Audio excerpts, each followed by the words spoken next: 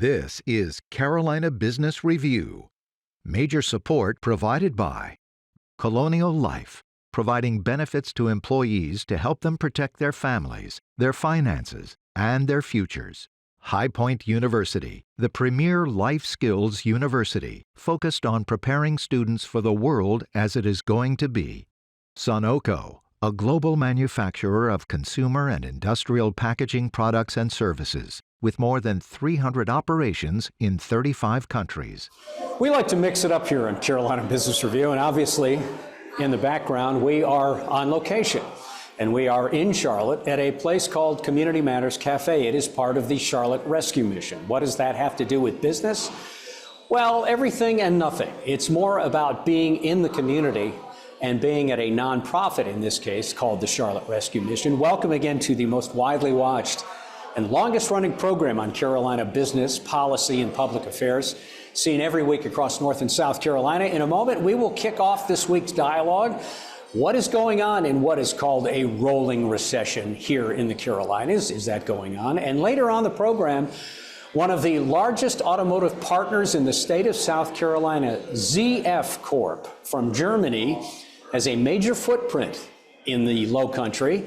We will meet Martin Fischer later, but right now we start the dialogue. Major funding also by Blue Cross Blue Shield of South Carolina, an independent licensee of the Blue Cross and Blue Shield Association, and Martin Marietta, a leading provider of natural resource-based building materials, providing the foundation on which our communities improve and grow. On this edition of Carolina Business Review, Jason Thomas from SC Biz News, Tony Mecia of the Charlotte Ledger, and special guest Martin Fischer, President of ZF North America and member of the Board of Management.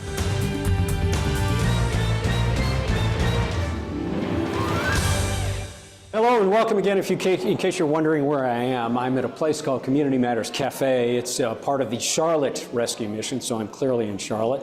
Tony, welcome. Jason, welcome. Good to have you both here. Tony, you get the first pitch, for better or for worse. Tony, I'm going to call what's going on here a little paradoxical, confusing economic data. On one hand, we see that the economy's good, the stock market is up, interest rates are fairly low, or at least back to normal historic averages.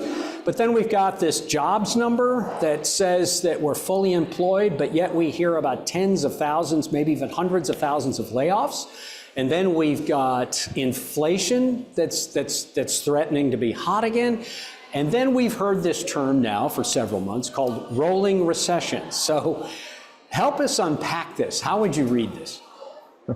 Yeah, I mean, as you know, Chris, a lot of times this economic data doesn't always row in the same direction. You know, you have a lot of the, on the one hand, you have some good signs. On the other hand, you have some negative signs. I think it was President Truman who said he would prefer to have one-handed economists.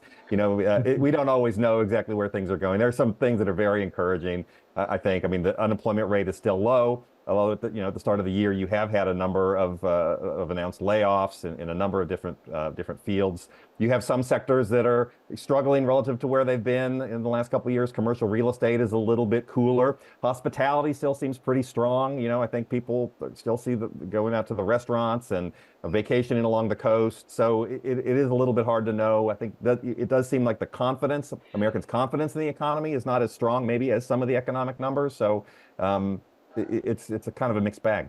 Yeah, same thing, Jason. Not just what do you see in the Palmetto State, but what's the sense that you see it differently or the same?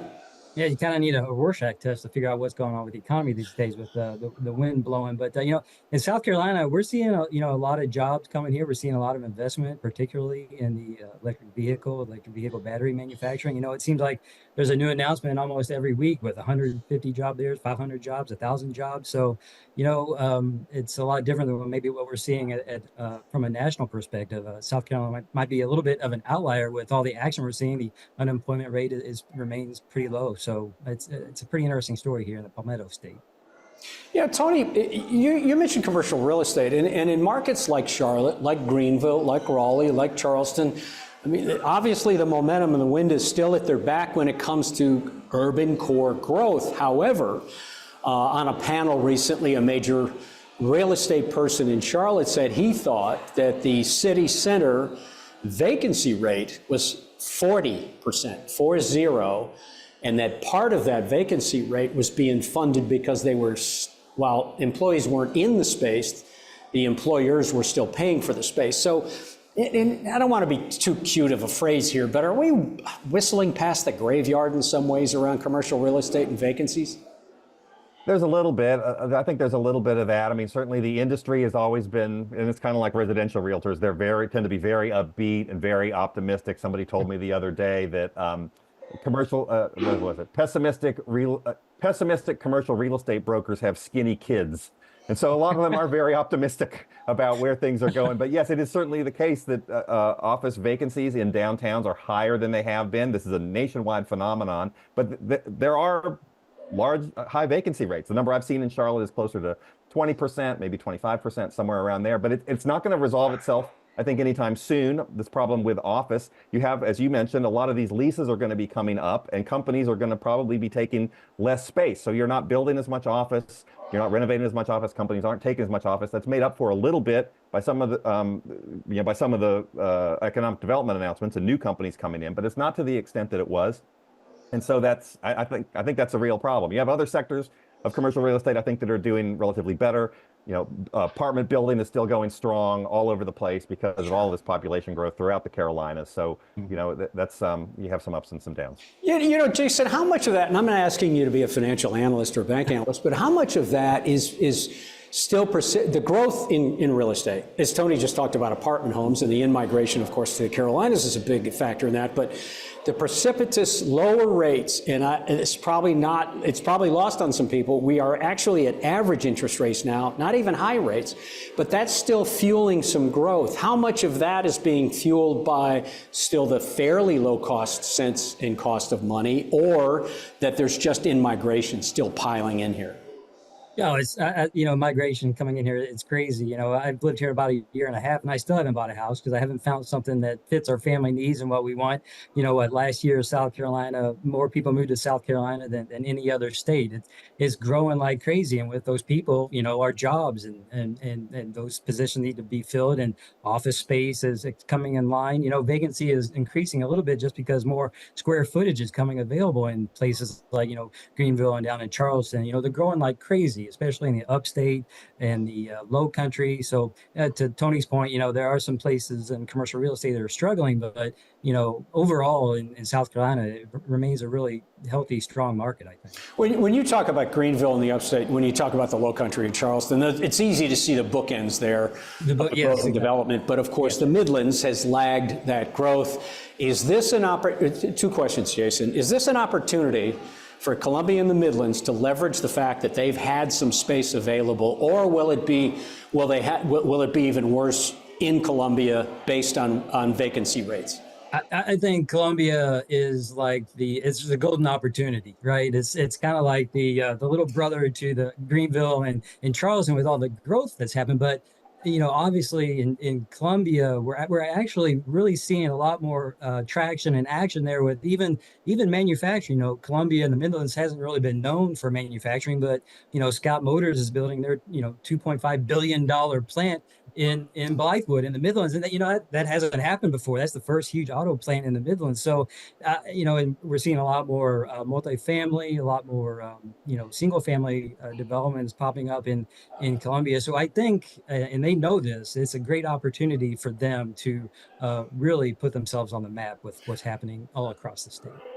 Tony, in about a minute and a half, so as Jason talked about Scout Motors, big announcement, of course, big groundbreaking within the last couple of weeks. Are the urban cores, are places like the Charlotte region, do they have a good solution for jobs and filling some of those big announcements that happen around these center cities? Yeah, I think so. I mean, I think the urban areas are telling the same story that you're seeing in the rural areas. Great place to live, affordable relative to the rest of the country. We have a trained workforce. we have people who can do the jobs. I mean, so you are seeing some job announcements. I know, around Charlotte and certainly, around Columbia, and so, I mean, I think you're gonna see that continue. It seems to me the pace might have slowed a little bit. And I know we're going to talk in a little bit about, electric vehicles. We've seen some pullback in some of those announcements. Some of them are announced, and you had Arrival, I think, here in Charlotte, with pulling back on some of what it's planning to do. So some of those, you have a phenomena where you have some things are announced and then they don't always 100% come to fruition, but certainly, economic developers here are very optimistic about the way things are heading. ZF is a global technology company. It supplies systems for passenger cars, commercial vehicles, industrial technology. Consolidated ZF Group represents about 170 or so production facilities in 32 countries, reported sales of about $47 billion, and has 165,000 employees, a major force, not just globally, but here in the Carolinas and specifically in the Palmetto State. Joining us now is a member of the Board of Management as well as the president of ZF North America. We welcome Martin Fischer. Director Fischer, welcome to the dialogue and thanks for joining us. Yeah, hi Chris. Happy to be on the program. Thanks. Thank you, sir. And thank you for taking the time. So not just transmissions for automotive, but Mr. Fischer, talk a little bit about, there's been a major announcement with the Gray Court, South Carolina facility, and you were specific about calling out ICE and e-mobility technologies for passenger commercial vehicles. Is that next-gen EV? Explain to us, if you will, sir, why that's an important development, not just for you, but for automotive. Very good question, Chris, because we are in a big transformation when it comes to our South Carolina facility in Gray Court. We opened that up a little bit more than 10 years ago, and at the get-go, we really worked on transmissions for internal combustion engine cars. And that has been a real success story. So we have been growing in South Carolina to a workforce of 1,900 people in the meanwhile. But the question for us was, how is that going to develop with the trend that we see towards electric vehicles? And we see that coming also in the US market. And that drove us to consider South Carolina and Gray Court for also being a location to manufacture the latest product technology. So with that investment that we just announced, we are now pushing forward, and we will have e-mobility solutions, drivetrain solutions, not only for internal combustion engine cars, but also for plug-in hybrid electric vehicles and for fully battery electric vehicles. So we pave the way into the future and give security both to the business and the location that way. Martin, no doubt that you have been privy to probably much more than has been released around the Scout Motors announcement, a very big groundbreaking recently in the last couple of weeks, and Scout, a lot of promise behind that. Scout is going, you know how it is in talent acquisition and getting workers, and now that Scout and others have announced major economic development initiatives, not just in South Carolina, but in the Carolinas, it's already, the competition for talent is already keen, and this makes it even more keen. How do you hope to fill the gap? How do you hope to get the 400 or 500 workers in addition that you need now in Gray Court and beyond, quite frankly? Yeah, I think it's good to be established. So we have been there, as I said, for more than 10 years, and we have really developed fine roots into the community, into the workforce. So for us, it's all about first attracting. You mentioned there's going to be a new 400 jobs to be filled, but then it's also about development of the workforce and therefore retaining the workforce. And I give you a couple of ingredients that have worked very well for us and that I'm confident will bring us these employees on board. First of all, we start early. So we are going as a team out into the high schools and we advertise technical careers, engineering careers. We even give internships to high schoolers, which is a bit earlier than what other companies start. And then from high schools, we also focus obviously on the colleges. So we have very good relationships with Clemson, with the University of South Carolina, work into the technical colleges as well. So there's Piedmont Technical College, there's Greenville Technical College, and others to attract workforce early. So we explain what we stand for, right? We explain, hey, here's a tech company investing into the future, and here's what we need in terms of roles, proficiencies, capabilities. And I think that's a strong menu that we can offer to, again, initially attract workforce. And to start with ZF, you'll be here for a longer time. So we want to develop our employees, our workforce, and we have enough cases and a really good educational system in place that people start at material handlers and they develop over the years to technical personnel and technical staff. And you can see that really creates an attractiveness and also really a good retention force. So we develop, retain our workforce and attract new. Tony, question? Yeah, my question's about electric vehicles, because you're seeing a lot of these announcements in North and South Carolina about people in the industry getting into all kinds of different parts of EVs and hybrids. Certainly, it seems like that's the way things are going, and the government is incentivizing that. It seems like lately you have had a little bit of a pullback in EV sales, and I'm just wondering what you're hearing from your customers about what they see about the pace of future electric vehicle sales, as well as what needs to happen in order to to move that a little bit faster. Yeah, you're right on. I mean, we believe in that trend definitely on a global basis and also here for the US, North America. But the last couple of quarters have slowed down in that market a little bit. And the public discussion even goes in the direction, is that really the means of propulsion that's going to come short term in the quantities that we assumed maybe a year or two ago? And one of the major discussion points is, how's the infrastructure? If I'm driving an electric vehicle, how versatile is that going to be for me? And I think it does take investment, in particular, into the global and here regional infrastructure to make sure consumers can ride their vehicles without too much of a charging hassle. So I think it's coming, might be a little bit of a slowdown, but we believe in that trend and we invest into that trend. Mm-hmm. Jason. Yeah, piggybacking off of Chris's question a second ago about the filling those positions, especially those highly technical positions. What does automation play in your strategy as you look in the future of as these positions evolve? I just saw a report that BMW, which obviously you all have a relationship with, is employing robots in Spartanburg, in their facility. So where do you see yourself going in terms of automation with what you're doing here in South Carolina?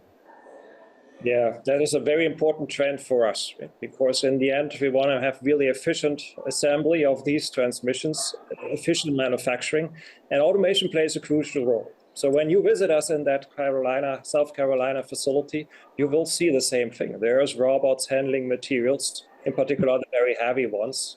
So we are right on it. And the other trend that we really drive forward is about artificial intelligence. Also, that is entering our facilities to say, hey, how can we retrieve the best possible information from all the data that is generated around operations and manufacturing? And how can we use that data to, again, optimize the flow we produce and optimize the quality of the product? So both automation and introduction of artificial intelligence are important for us, and it's happening in great court. Martin, let me go back to something and appeal to the engineer in you, both electrical engineer, but also mechanical engineer. So you're a member of course, management of the board. And I want to ask the engineer, when it comes to EVs, is there, maybe a concern is too strong, but I'm assuming there's a sensitivity to how EVs are based now on the energy cell, and that is lithium batteries. But how quickly do you need to be, does the industry need to be able to pivot away from the challenges environmentally around lithium and the next generation of fuel cells? And when do you see that kind of deploying and advancing? Yeah.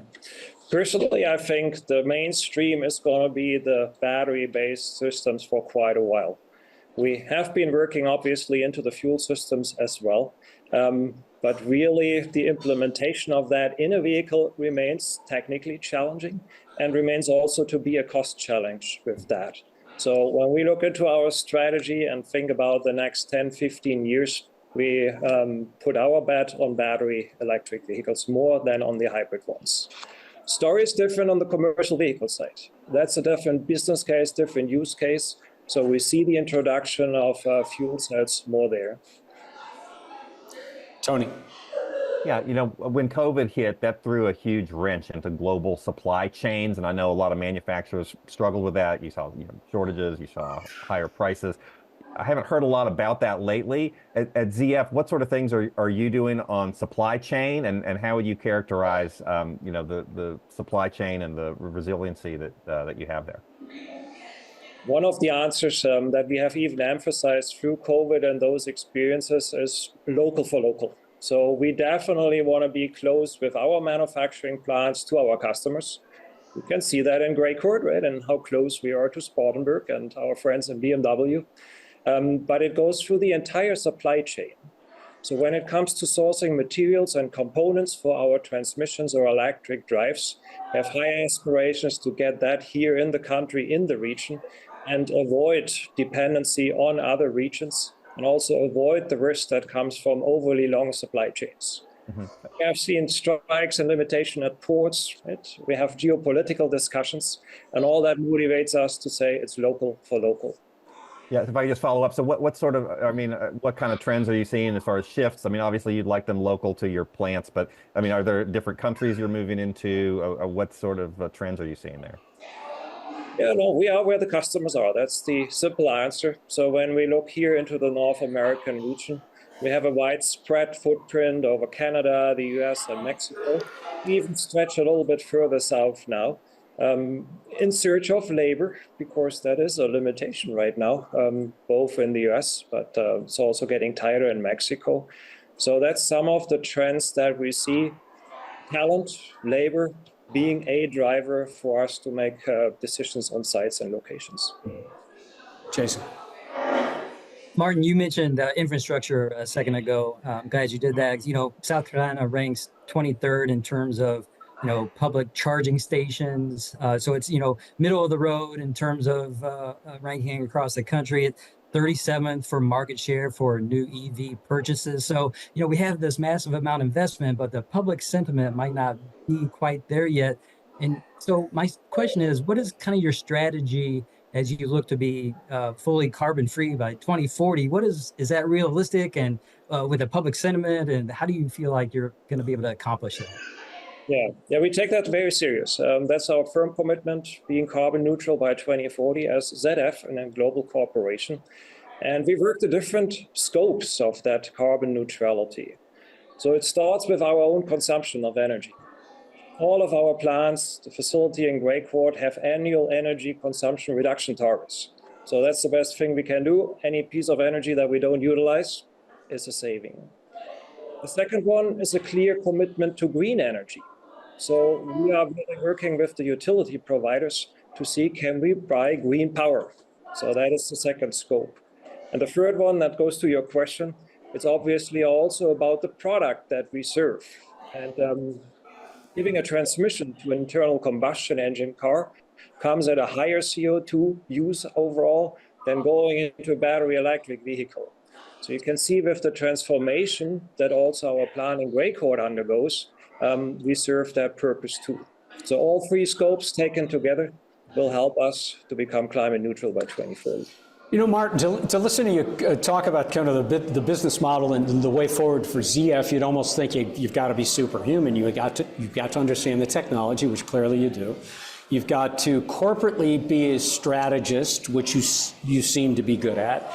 But you also have to be responsible for the income and the balance sheet for ZF North America. So when you do that, and when you plan and deploy assets, how do you look forward, I would say the next 3 to 5 years, not even that far, knowing that there's this thing called a rolling recession possibly going on in the US, and you've got to plan and tactically deploy your assets, given your reporting country is Germany, that's having a different economy than the US. So how does all this come into play, and how do you model out where the economy might be and how to make sure that you're there and protected and taking advantage of it? You hit on a really important point here, Chris, because I can say from my career, it is the most interesting, most demanding time in getting all that optimized between the transformation towards new technologies, the investment we can and want to afford today, and then this shorter term regulation, right? How much capacity do we build on which technology in which place? So the way we go about it is we try to hedge our bets. We talked about the transition from internal combustion engine to fully electric vehicles. There's uncertainty in it. And any scenario we think of for the next 3 to 5 years is going to be of the reality later on. So hedging in our case means in a facility like in Greycourt, we now do products for internal combustion engine, hybrids, and electric vehicles. So depending on how the market goes, we'll always have a solution to provide. So that hedging is a very important aspect in answer to your question. Mm-hmm. And the second one, in terms of investment, and we have about a minute left, Martin. I'm sorry, just to let you know. With regard to investment, we go in waves and careful steps. So we try to look a year ahead, 2 years ahead, and then put the necessary capacities and investment in place, not to overdo it. Yeah. Okay. Just quick follow up to that, and it's probably a long answer for this, but would AI play any role in helping you strategize even in the short term? Would that be an issue? We use it for many productivity purposes. We haven't used it heavily in our strategizing process. Okay. So it's more about really getting efficiencies out of our work than really for strategizing. I think that's still a resort that the human being is quite well suited for. For the time being. Director, President Martin, thank you for joining us. You've been a great sport. Congratulations on the announcement, of course. Thank you, Chris. Good to see you, Tony. Welcome to the program. Jason, I know this is the first time. Hope we didn't scare you off. Hope you'll come back. No, I enjoyed it. Thanks for having me. Okay. Thank you all. And if you're watching us and you want to catch the full length of this program, carolinabusinessreview.org. If not, we are on all your PBS stations in the Carolinas. Until next week, I'm Chris William. Have a good weekend. Thanks again for the support. Good night.